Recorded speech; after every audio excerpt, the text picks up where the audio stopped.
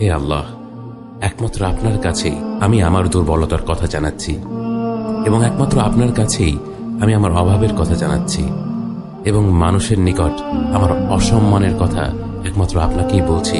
হে আরহামার রাহিমিন, আপনিই তো প্রতিটি দুর্বল ব্যক্তির রব, এবং আপনিই আমার রব।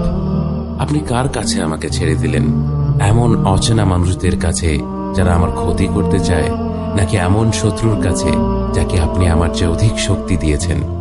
হে আল্লাহ, যদি আপনি আমার উপর রাগ না করে থাকেন তাহলে এর কিছুতে আমার কিছু আসে যায় না, কিন্তু আপনার আশ্রয় পেলে আমার পরিস্থিতি আরেকটু সহনীয় হবে।